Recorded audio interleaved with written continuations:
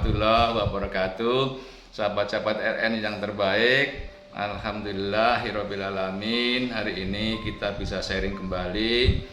Saya doakan untuk sahabat-sahabat RN yang terbaik semuanya sehat-sehat dan memperoleh keberkahan dari Allah Subhanahu wa taala.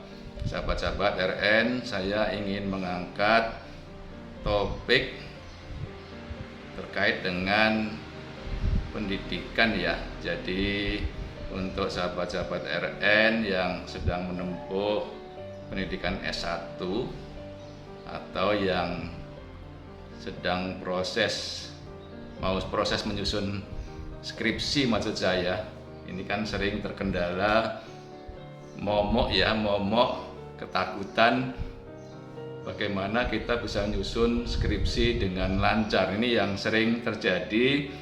Sahabat-sahabat RN, para mahasiswa itu rata-rata kesulitan atau ketakutan barangkali ya, kekhawatirannya sangat tinggi bagaimana bisa nyusun skripsi lebih lancar.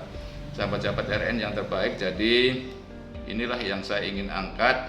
Saya ingin share beberapa tips ya sahabat-sahabat. Jadi ada 7 nanti yang saya ingin sampaikan ke sahabat-sahabat, mudah-mudahan bermanfaat. Sahabat-sahabat RN yang terbaik, yang pertama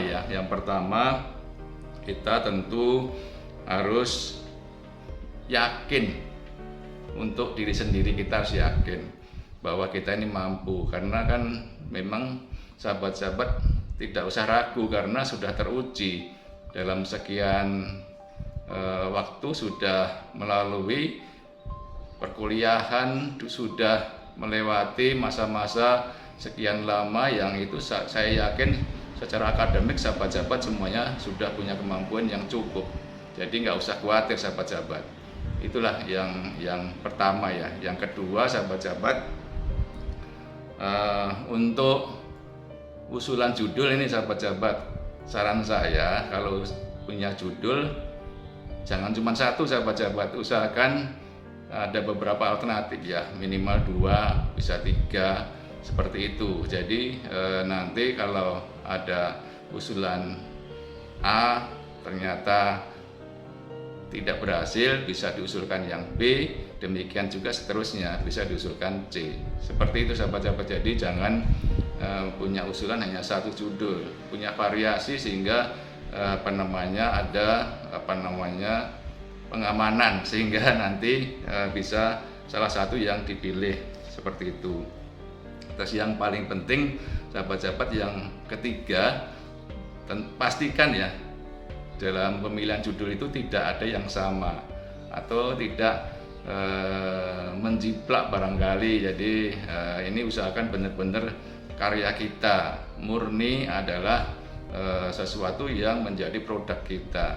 Jadi kita juga malu kalau kita dikatakan sebagai plagiator ya sahabat-sahabat ya. Kalau kita plagiat kan nggak baik, saya kira itu. Terus yang keempat, beberapa judul itu usahakan dengan satu sumber ya sahabat-sahabat. Usahakan dengan satu sumber. Ya memang bisa jadi datanya sama, tapi minimal usahakan satu sumber. Jadi kita harus memastikan bahwa sumber itu mudah diakses atau data itu mudah didapat. Seperti itu sahabat-sahabat. Jadi kita lebih efisien waktu, tidak buang-buang kesempatan, dan kita lebih cepat di dalam proses penyusunan dan juga masa studi kita. Seperti itu sahabat-sahabat. Terus yang kelima sahabat-sahabat, yang sering juga menjadi masalah ya untuk sahabat-sahabat RN, khususnya mahasiswa akhir ya. Kita ini berhadapan dengan dosen pembimbing. Perhatikan betul karakteristik setiap orang yang akan membimbing kita atau dosen yang akan membimbing kita. Kita benar-benar perhatikan karakteristiknya, kita pelajari, kita benar-benar pahami, karena sahabat-sahabat, setiap orang, setiap individu itu sudah pasti punya karakter yang berbeda. Jadi jangan menganggap setiap orang itu sama dengan kita, karena kepribadian setiap orang pasti berbeda dan stylenya pasti berbeda, sahabat-sahabat. Inilah yang penting yang kita harus kuasai. Kira-kira seperti itu, sahabat-sahabat. Jadi nanti kita hubungannya adalah bagaimana kita bisa komunikasi lebih bagus kepada dosen pembimbing itu, sehingga proses skripsi yang kita jalani bisa lebih lancar. Selanjutnya, sahabat-sahabat, yang keenam sahabat-sahabat. Nah, setelah salah satu judul itu disetujui, sahabat-sahabat, tentu sahabat-sahabat harus berkonsultasi ke pembimbing atau asistensi ya. Ke setiap pembimbing kita mohonkan untuk bisa melakukan asistensi.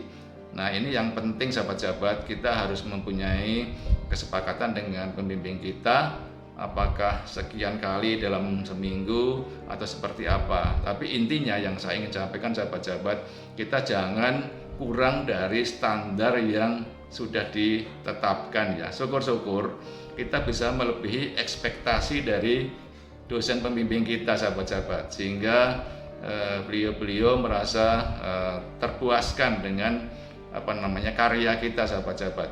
Jangan sampai di bawah standar, maksud saya seperti itu.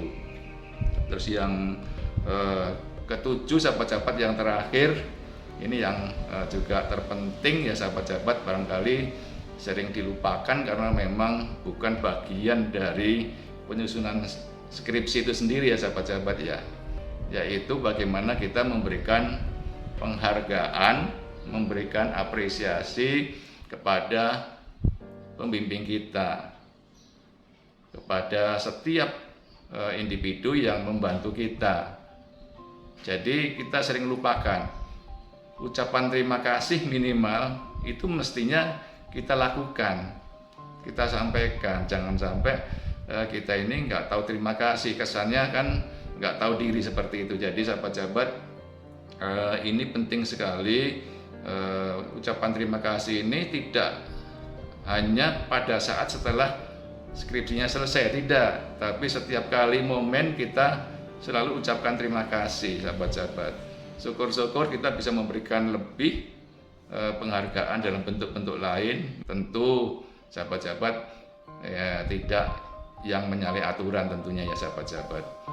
Itu, sahabat-sahabat, tips 7 yang insya Allah bermanfaat untuk sahabat-sahabat semuanya. Ini juga berdasarkan pengalaman saya yang lalu, semoga bermanfaat.